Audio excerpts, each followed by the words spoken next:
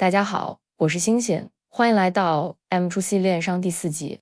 在上一集，我们讲解了 M2C 的3大结构机制：生产端的利润重分配、消费端的行为资产化、商家端的激励模型。但有一个问题，你一定会问：这套模式怎么保证透明？怎么保证不会被平台作假？怎么保证激励永续？怎么保证不是另一个中心化返利系统？答案只有3个字：上链化。今天我会让你明白 M2C 不是因为商业模式创新，而是因为区块链的存在，它才第一次变得可行、可验证、可持续。区块链智能合约与 M2C 的可验证性整集分为3部分。1. 为什么 M2C 必须建立在去中心化技术上？ 2. 智能合约如何确保激励透明，不作假，不可篡改？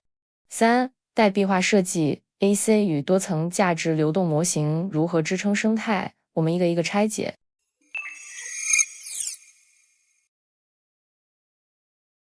商业史上一直存在一个问题：谁负责记账？账是否可信？分配是否公平？你一定看过以下问题：平台说改规则就改规则，说调整抽成就调整，说封号就封号，说不发奖励就不发，说补贴结束就结束。换句话说，中心化平台掌控所有权利，用户与商家没有任何议价能力。商家怕平台，用户更怕平台，因为所有资料、分配、规则都是平台说了算。M2C 要的是一个完全相反的世界：规则不属于平台，分配不属于平台，消费资料不被平台吃掉，激励不能被随意取消，用户权益不能被封号夺走。这只有一种方式能做到：把所有关键流程写入区块链，让规则不由平台控制，而由系统本身控制。这就是去中心化的力量。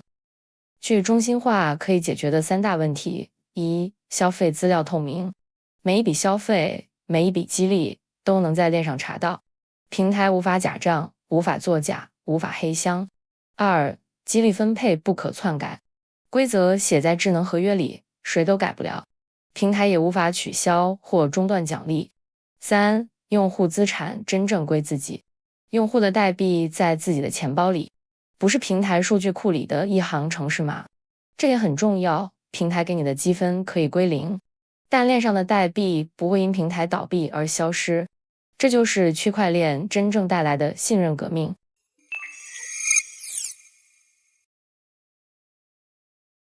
如果说区块链是公开账本，那智能合约就是自动化执行的商业规则机器。M2C 的所有核心逻辑都被写进智能合约里。 1. 激励比例由商家设定，但由链执行。商家只能设定范围内的激励，但无法改动发放逻辑。换句话说，商家不能赖账，商家不能少发，也不能突然停掉，因为系统会自动执行。 2. 用户消费自动分发代币，不经过平台手动处理，不经过人为审核，不会有人可以扣下来。智能合约执行流程如下：用户付款，商家确认，合约检查，激励比例，系统自动分发代币到用户钱包，全程无人干预，无法作假。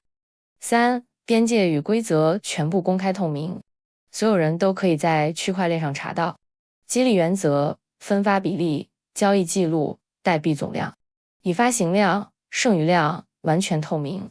这一点和 Web2 平台完全不同，平台的规则永远隐藏，而 M2C 的规则永远公开。 4. 商家与用户之间不再需要信任平台，智能合约就是信任，程式码就是规则，链上记录就是证据。它带来2件关键事情： 1. 不再需要中心化平台背书，系统自己是可信的。 2. 平台无法干预利益分配，平台也只是系统的一部分，而不是统治者。这让 M2C 的运行变得稳定、持续、不可篡改。